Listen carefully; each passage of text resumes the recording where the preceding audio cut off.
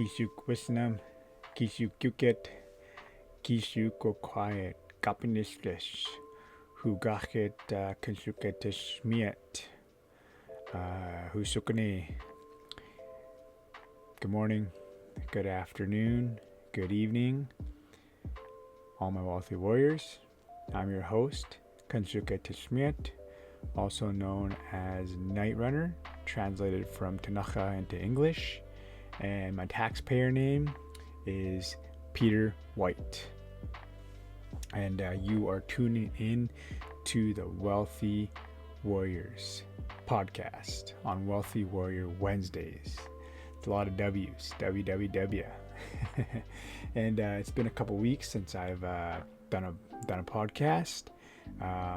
Went home to my community of Yakanuki in Tunacha Nation, and I went home. I did a bunch of performances all week prior to our home community powwow, and on Friday afternoon, well, it was actually early Friday morning, afternoon, they have a youth powwow, and what they do is they bring up all the youth from the Kootenay Lake area, and they all get to participate in intertribals, and there's a lot of dancing that's going on, and it's just a good way to bring a once kind of broken community, I guess. You know, there's a lot of racism there, still kind of is, you know, but with these children and this generation coming up, it will mitigate a lot of that racism. You know, and it's a good thing to see. It's a beautiful thing to see. All the kids have fun, and it was good because I went into the schools prior to this event, and all these kids were happy. You know, it made them more confident that they knew someone there. And during all these performances, I would tell them, "Hey, if you see me, say hi. You know, come say hi. Don't be shy." And that's what a lot of the kids did. They would like wave at me and say hi, and then some of the teachers came up to me and they were happy that I came into these schools and talked a bit and performed, and it just made them feel more comfortable and confident being there, which is always good. As you know, well, you may not know, but powwows are open to everyone. You know, they are for Indigenous, non-Indigenous people. It's a gathering, it's a celebration of life, and it's a beautiful thing. You know, there's a lot of dancing and singing, and like they have different things that go on at powwow. Sometimes they have stick games, sometimes they have markets, sometimes there's relay races, bull riding, depending on where you go to and what community you go to. There's sometimes baseball tournaments, basketball tournaments. It's pretty cool, you know. Sometimes people have their treaty days, and they have their treaty days with that powwow. It's a pretty phenomenal thing. So if you ever get a chance to get out to a powwow, go to one. You know, no matter where you live in North America, there'll be a powwow around. Powwows.com, that's a good website for you to find powwows. On Instagram, I know there's powwow flyers. That's powwow flyers, and powwows.com.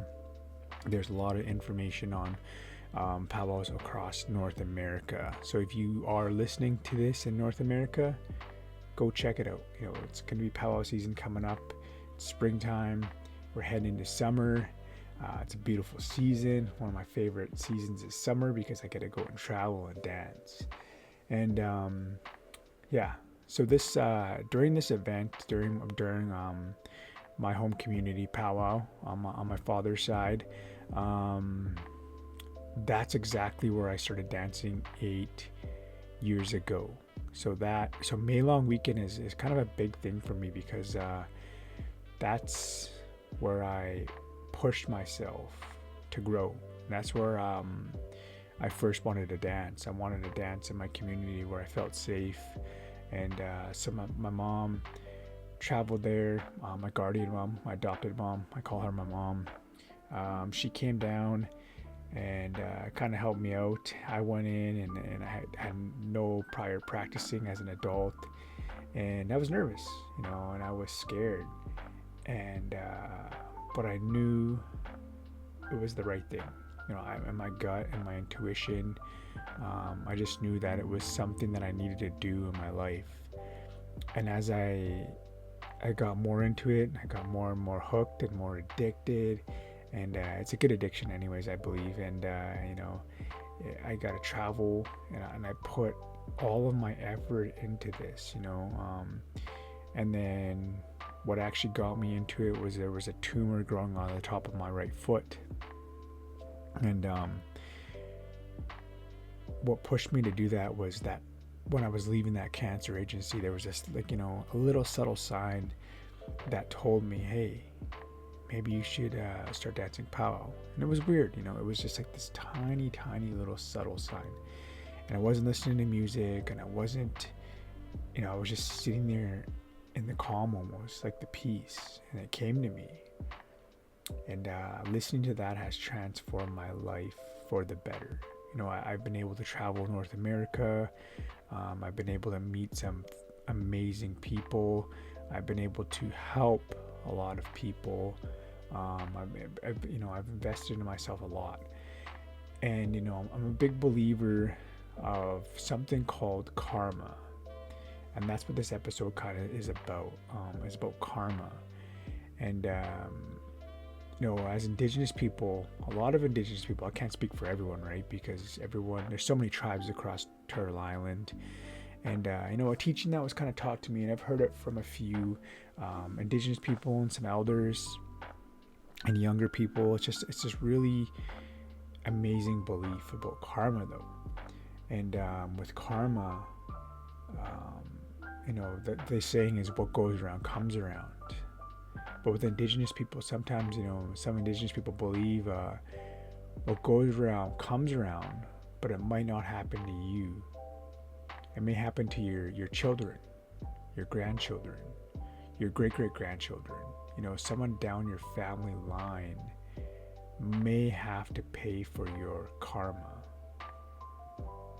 And that's, and after I heard that, I started to really change the way I navigate in life. I tried, I'm human. I'm a young man. I have an ego. I know I do. An ego is a good thing, but it's also a bad thing. An ego can push you to follow your dreams, but your ego can also be the other extreme where you die. Look at General Custer in the Battle of Greasy Grass. He got egotistical. He went in and he thought he was gonna solve the Indian problem, as he said, and he ended up dying, because of his ego, and his ego got the best of him. And that's the other spectrum of your ego. So an ego is a good thing. It can push you to start towards your dreams, but it can also kill you.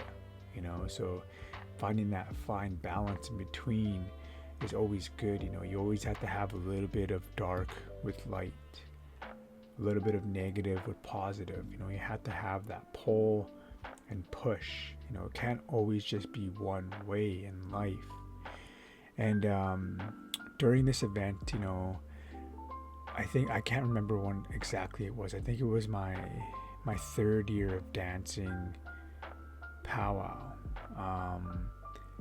I traveled to this powwow called Clearwater, CRC, and there was this dancer named Temina Green, and he was having a men's traditional special, and that's because that's where he's from. He wanted to honor people, he wanted to honor dancers, he wanted to honor the category that I dance in, men's traditional. So I traveled about 9 hours. I took a weekend off of work. At that time, I believe I was working on a movie called Deadpool 2. It was pretty cool, but I really wanted to go to this powwow, and what I did is I ended up asking, because we're supposed to work that weekend, and I ended up working. I ended up taking a few days off of work, went down to this powwow, and then within a couple days after that, my foster grandma had passed away. And I ended up dancing in this men's traditional special just to come support. At that time I was really new into dancing. I didn't expect anything. I knew I was new at dancing, and I was just there to heal and have fun. And I still do that now. But at that time, I was just exhibitioning. I didn't even compete. I didn't take a number, nothing. I just went down and I exhibited Friday night, and then Saturday night he had a special. And right after the first part of dancing, he picked two dancers, out of the crowd of dancers, and he gave them a golden, mature golden eagle bustle. And I was one of those dancers that he gifted. And then he told me, he knew I traveled a long way, to come to that event, and he knew I was kind of a newer dancer, so he wanted to honor me. And I was super grateful, and I was super shocked, and I was super surprised. And I danced with that bustle for many, many years after. And last summer was the first summer that I didn't dance with it. And it had been sitting around my room. It was collecting dust, and something in my gut just told me that it needed to dance. It needed to be out there. It needed to spread that energy, and it needed to help other people. And last spring, I was invited out to do a workshop for this community event of a bunch of people that were new to dancing.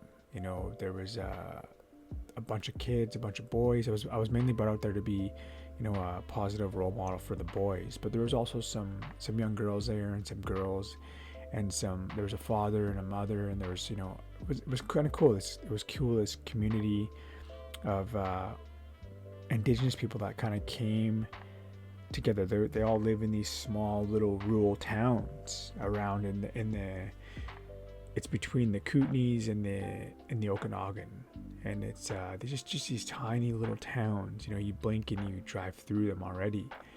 And they got together and they wanted to create this community where they dance and where they, have a community.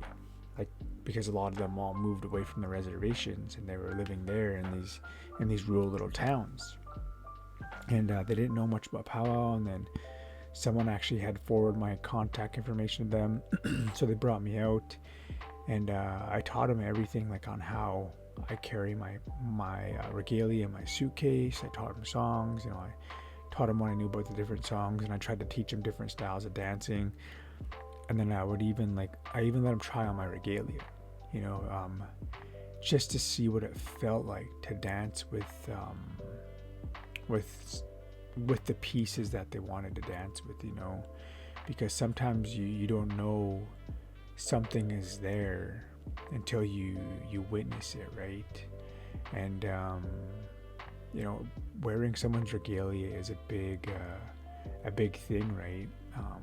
You just don't go out and let anyone wear your regalia.